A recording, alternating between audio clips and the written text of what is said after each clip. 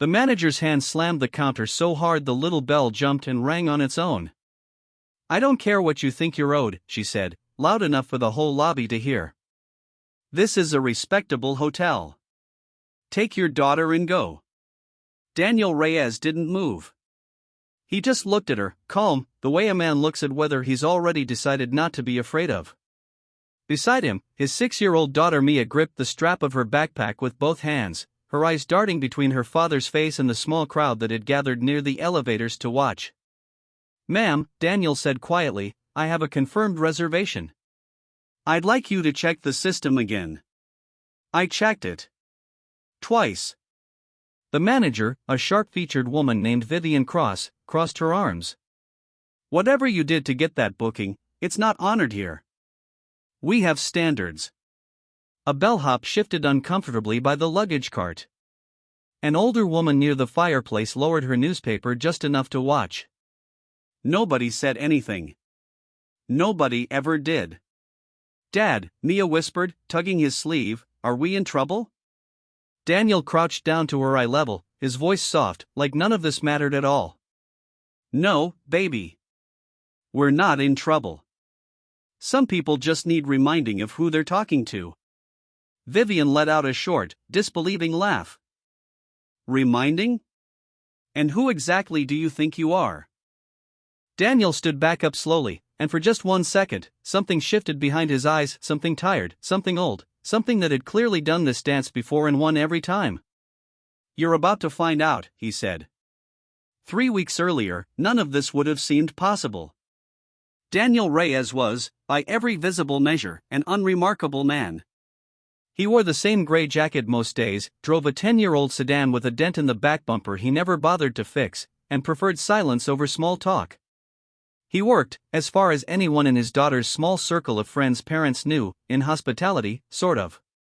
When people asked for details, he'd smile and change the subject, and most people let it go, because Daniel had a way of making a subject change feel natural instead of evasive. What nobody in his daughter's school, or his apartment building, or this particular hotel lobby knew, was that 14 years ago Daniel had started as a night auditor in a rundown motel off a highway exit, back when he was 23 and broke and trying to finish a business degree between shifts. He had scrubbed toilets. He had dealt with drunk guests at 3 in the morning. He had learned, floor by floor, room by room, exactly what it felt like to be treated like furniture by people who thought a uniform made you invisible. He never forgot that feeling. And he built an entire company on the promise that he wouldn't let it happen to anyone else, not on his watch. 14 years, 6 acquisitions, and one very quiet, very deliberate policy of staying out of the press later. Daniel Reyes owned Meridian Hospitality Group, 63 hotels across the country, including the one he was currently standing in with his daughter's hand in his. Nobody at the front desk had any reason to know that. Which was exactly how he liked it. This particular trip wasn't about business. Mia's mother had passed away 2 years earlier, and ever since, Daniel had made it a ritual, one weekend every few months, just the two of them, away from routines and reminders, somewhere with a pool and room service and nothing that needed fixing. He booked these trips under a shell reservation system, using a name variant and a personal card, specifically so that no employee would ever roll out a red carpet for his little girl that wasn't rolled out for every other kid walking through that lobby. He wanted Mia to see the world as it actually treated people. He wanted, more than anything, for her to grow up kind. This weekend, he'd chosen the Ashford Grand, flagship property of the Meridian chain, recently renovated, recently restaffed with a new general manager he'd approved on paper but had never actually met in person. Vivian Cross had come with glowing references and a reputation for elevating guest standards. Daniel remembered thinking, when he signed off on her hire 6 months ago, that the phrase sounded a little concerning. He hadn't followed up. That was his mistake, and he knew it now. They arrived on a Friday afternoon, tired from the drive, Mia clutching a stuffed rabbit with one ear chewed soft from years of love. Daniel wore his usual gray jacket and carried their 2 modest suitcases himself. He looked, to any outside observer, like exactly what Vivian Cross would later assume he was, an ordinary man who didn't quite belong in a 5-star lobby with his exhausted, slightly grubby 6-year-old. The front desk clerk that first day, a young man named Petey Okafor, checked them in without a second glance, upgraded their room slightly because a corporate discount code came through automatically, a discount code, ironically, that existed because of Daniel's own loyalty tier system for long-term guests, and wished them a pleasant stay. It was a small, easy kindness. Daniel remembered Petey's name. Daniel always remembered names. It was the next morning things started to sour. Vivian Cross had been general manager of the Ashford Grand for 5 months, and in that time, she had developed a very specific philosophy about what elevating guest standards meant. To her, it meant filtering. It meant deciding, often within seconds of someone walking through the door, whether they fit the image of the hotel she was building in her head, an image full of tailored suits, French luggage tags, and voices that never rose above a practiced murmur. Daniel did not fit that image. Neither, as it turned out, did quite a few other guests Vivian had quietly begun to make uncomfortable. The first incident happened at breakfast. Daniel and Mia sat at a corner table in the hotel's restaurant, Mia swinging her legs under the chair, sorting the strawberries out of her fruit cup with the intense focus only a 6-year-old can bring to breakfast. A waiter approached, hesitated, and instead of taking their order, went to find Vivian, who was doing her morning walkthrough near the host stand. "Excuse me," Vivian said, appearing at their table with a tight, professional smile that didn't reach her eyes. "I just wanted to check, did you book through our website, or through one of the third-party discount sites?" Daniel looked up. "Does it matter?" "It helps us understand our guest mix," Vivian said smoothly. "We've had some issues with, let's say, walk-in bookings not matching our usual clientele." Mia looked up from her strawberries, sensing the tension the way children always do, even when they can't name it. "We booked directly," Daniel said simply. He didn't elaborate. He never did. Vivian's smile flickered, some private assumption not confirmed but not quite denied either. "Of course. Enjoy your breakfast." She walked away, but not before her eyes swept over Daniel's plain jacket, Mia's slightly wrinkled dress, and the chewed-ear rabbit sitting on the table like it was evidence in a case only she was building. Daniel said nothing to Mia about it. He just reached over and refilled her orange juice. The second incident happened at the pool. It was early afternoon, and Mia had begged to go swimming, so Daniel sat in a lounge chair near the shallow end, watching her paddle around with a foam noodle, laughing at nothing in particular the way only kids on vacation can. A pool attendant, a soft-spoken older man named Harold, brought over 2 towels without being asked and set them on the empty chair beside Daniel. "Looks like she's having fun," Harold said, smiling. "She is," Daniel said. "Thank you for the towels." Before Harold could respond, Vivian's voice cut across the pool deck. "Harold." "A word." Harold's smile dimmed instantly, replaced by the practiced blankness of someone who'd had this particular conversation before.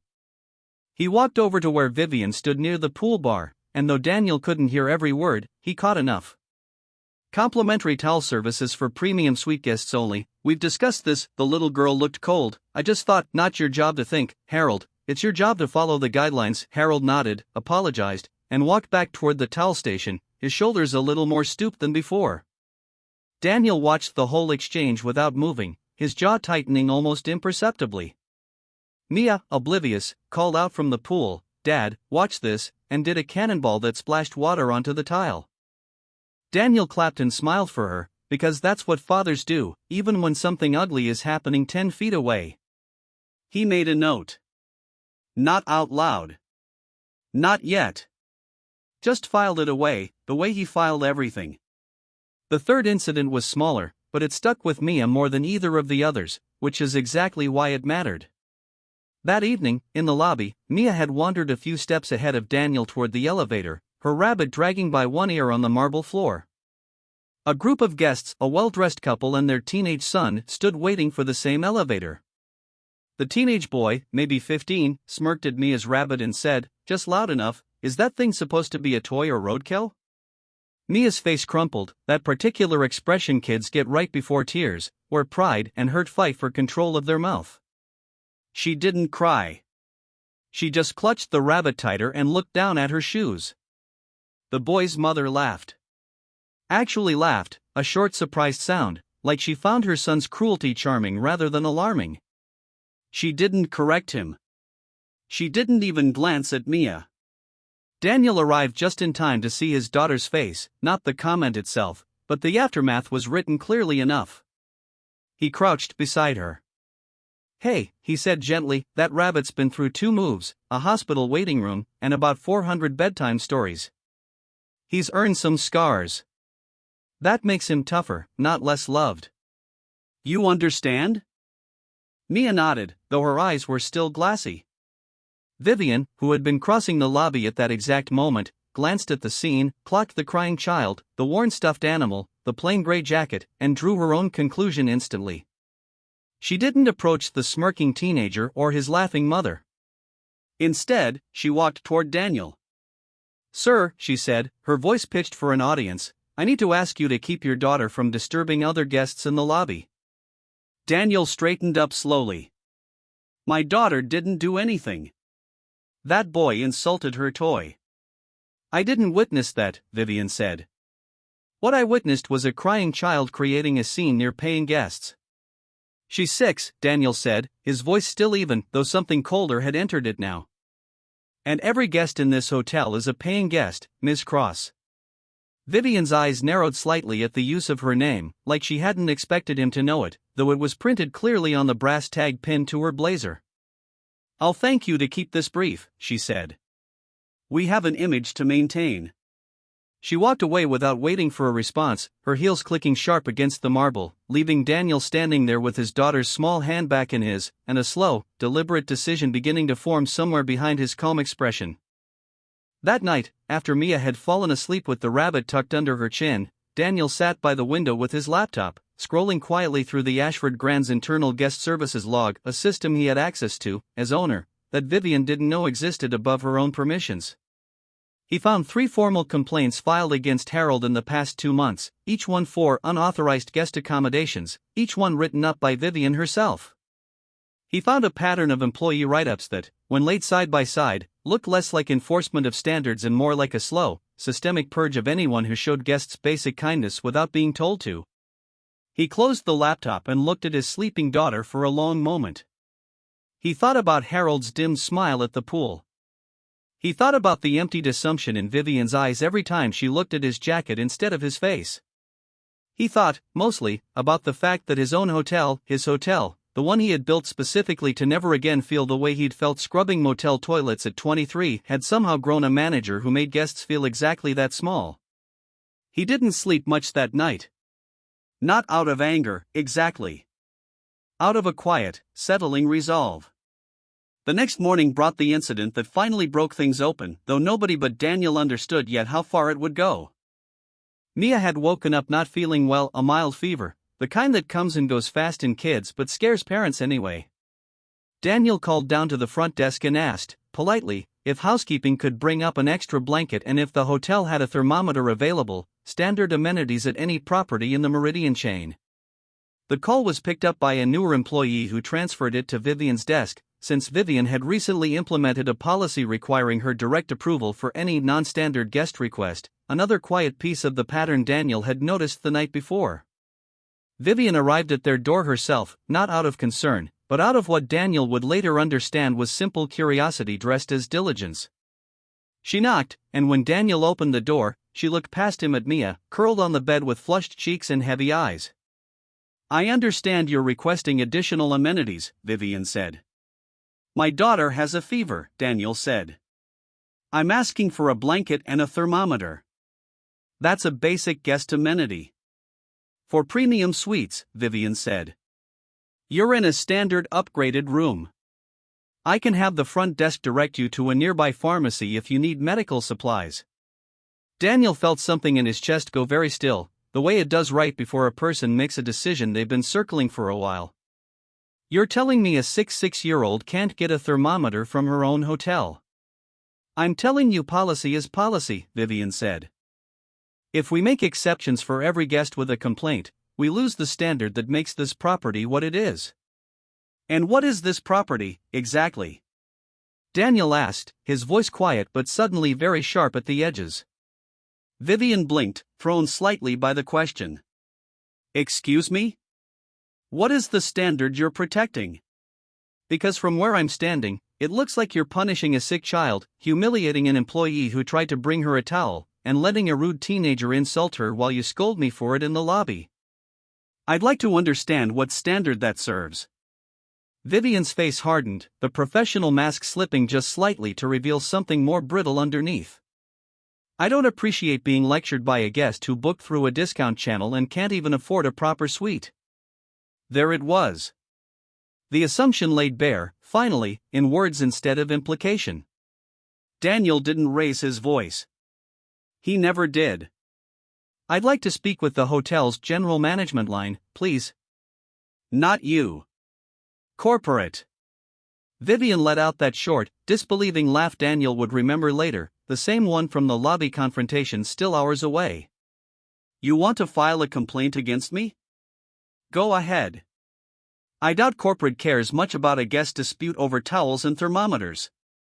We'll see, Daniel said, and closed the door gently, already reaching for his phone. What Vivian didn't know, what nobody in that hotel knew, was that the corporate line Daniel was about to call connected, within 2 transfers, directly to his own executive assistant, a woman named Renata who had worked for him for 9 years and who picked up on the second ring. Mr. Reyes, Renata said, surprised. Is everything all right? I need the full employee file for the Ashford Grand, Daniel said quietly, glancing at the door to make sure it was closed. General Manager Vivian Cross. And I need it within the hour. There was a brief pause on the other end. Understood. Should I loop in legal? Not yet, Daniel said. Let's see how today plays out first. He hung up, sat on the edge of the bed, and gently pressed the back of his hand to Mia's forehead. Still warm, but not dangerously so. He'd handled the fever himself, the way he'd handled plenty of things himself over the years. But the other matter, the pattern, the pool towels, the rude teenager, Vivian's casual cruelty dressed up as policy that was going to require a different kind of handling. By early afternoon, Mia's fever had eased with rest and the store-bought medicine Daniel picked up himself rather than wait on hotel policy. Feeling steadier, she asked if they could go down to the lobby to look at the big fish tank near the concierge desk, something she'd been begging to see since check-in. Daniel agreed, mostly to get her moving and distracted, but also because Renata had just texted him that the employee file was ready and something in it needed his eyes immediately. That's when the final confrontation happened, the one from the very beginning of this story. They were standing near the fish tank when Vivian approached, flanked by a security guard, her expression set in the particular tightness of someone who has decided, against all evidence, that she is completely in the right. Mr. Reyes, she said, using his name for the first time, though there was no warmth in it, only accusation. I've reviewed the situation with corporate escalation policy, and given the pattern of disruptive behavior from your party this weekend, I'm going to have to ask you to check out early. Mia's hand found Daniel's sleeve instantly, her small fingers curling into the fabric. Disruptive behavior, Daniel repeated calmly. Disturbing other guests, making unreasonable demands of staff, and now I'm told you've been making calls to corporate making accusations against me personally. Vivian's voice rose slightly, drawing the attention of the lobby, the same way it had the first time. I don't care what you think you're owed. This is a respectable hotel. Take your daughter and go. And that's the moment we started with Vivian's hand slamming the counter, the bell ringing on its own, the small gathering crowd, Mia's frightened eyes, and Daniel's quiet, unshaken calm. Ma'am, I have a confirmed reservation. I'd like you to check the system again. I checked it. Twice. Whatever you did to get that booking, it's not honored here. We have standards. You're about to find out, Daniel had said. Now, standing there with the whole lobby watching, Daniel reached into his jacket pocket and pulled out his phone. He didn't raise his voice. He didn't need to. Renata, he said calmly into the phone, pull up the Ashford Grand's ownership override, please. And ask legal to join in 30 seconds. Vivian's smug expression flickered for the first time. What is this supposed to be? Daniel put the phone on speaker and set it gently on the counter. Renata's voice came through, crisp and professional. Mr. Reyes, ownership override is active. Legal is on the line. Go ahead. The lobby had gone very quiet. Even the security guard beside Vivian shifted uncomfortably, glancing between the phone and his boss's suddenly pale face. "Miss Cross," Daniel said, "my name is Daniel Reyes. I'm the founder and majority owner of Meridian Hospitality Group. This hotel, along with 62 others, belongs to my company." Vivian's mouth opened, then closed. The color drained from her face in real time, the way it does when a person realizes the ground they've been standing on was never actually solid. That's not possible," she stammered. "There's no record of executive visits, no advance notice, that's the point," Daniel said quietly. "I don't announce visits. I want to see how my hotels treat guests when no one important is supposedly watching. Today, I watched an employee get reprimanded for bringing a child a towel. I watched a 6-year-old get denied a thermometer over a policy you invented. And I watched you humiliate a paying guest in this lobby not once, but twice, based entirely on the fact that his jacket wasn't expensive enough for your taste." A murmur rippled through the small crowd. The older woman near the fireplace lowered her newspaper completely now, watching with unabashed interest. Petey, the young clerk from check-in day, stood frozen behind the front desk, eyes wide. "Sir, I had no idea," Vivian said, her voice cracking from command into something smaller, more desperate. "If I'd known who you were, that's exactly the problem," Daniel said, and for the first time, something like real weight entered his voice, though it never rose above a calm, steady register. "It shouldn't matter who I am. It should matter that I'm a guest, and my daughter is a child, and Harold is an employee who is only being kind. None of that should require me to own the building for it to matter." Vivian said nothing. There was nothing left to say. Daniel picked his phone back up. "Renata, please have legal begin a formal review of Ms. Cross's tenure, along with every write-up she's filed against staff in the past 6 months. I want independent verification before anything permanent happens. And please have someone bring Harold up from the pool. I'd like to speak with him." "Right away, sir," Renata said, and the call ended. The lobby remained frozen for a long moment, the kind of silence that follows a lightning strike before anyone remembers to breathe. Vivian stood there, arms no longer crossed, all her earlier authority collapsed into something brittle and small. Am I fired?" she asked quietly, more to herself than to him.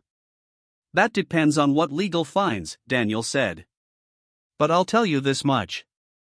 Being firm with employees isn't the problem.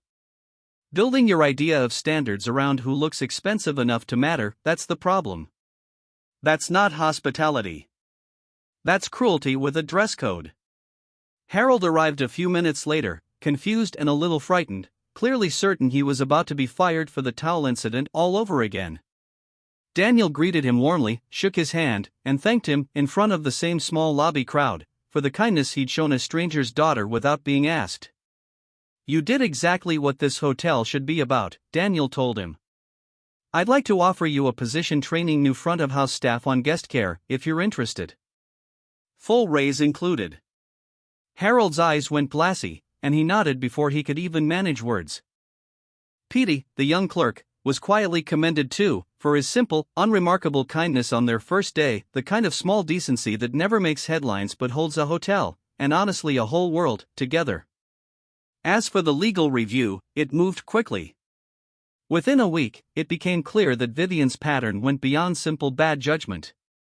She had systematically pushed out several long-term staff members, all of whom shared one quiet trait: they treated guests with warmth instead of filtering them by appearance. Daniel let her go, but not without a strange, complicated flicker of understanding. In their final conversation, Vivian, stripped of her authority and her certainty, admitted something that surprised him. She'd grown up watching her own mother get dismissed by wealthy guests at a hotel much like this one, spoken over, tipped poorly, treated as furniture.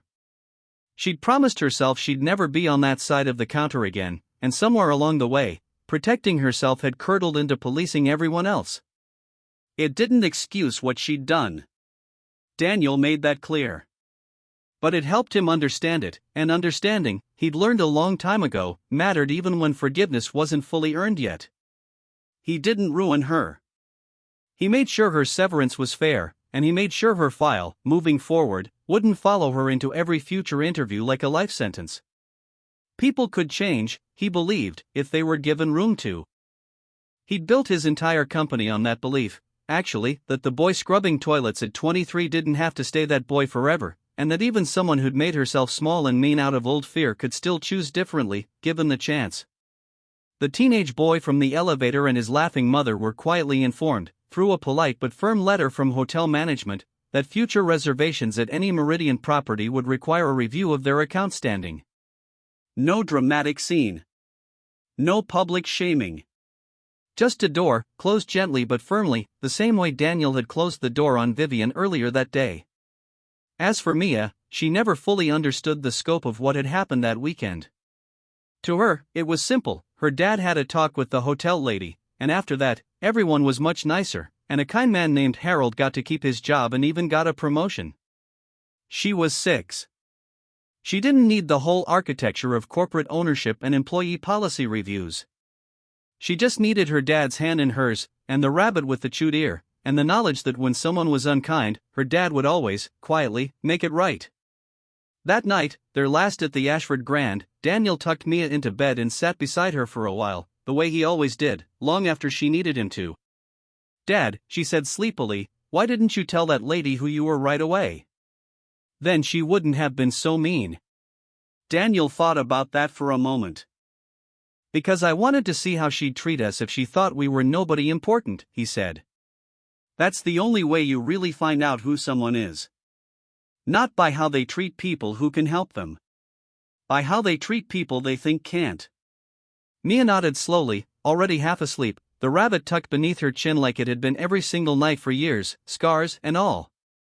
Daniel sat there a while longer after her breathing slowed, looking out at the city lights through the window, thinking about Harold's dim smile, and Petey's quiet decency, and Vivian's brittle collapse, and his own long road from a rundown motel counter to owning 63 hotels he mostly kept invisible from behind his own gray jacket. He thought about the kind of power a person could hold without anyone ever knowing it, and what mattered, in the end, wasn't the power itself. It was what a person chose to do with it when nobody was watching, and what they chose to do with it when, finally, everybody was. Being underestimated, he'd learned a long time ago, was never really a weakness. It was just the quiet space where a person's true character got to show itself first, before the title ever did.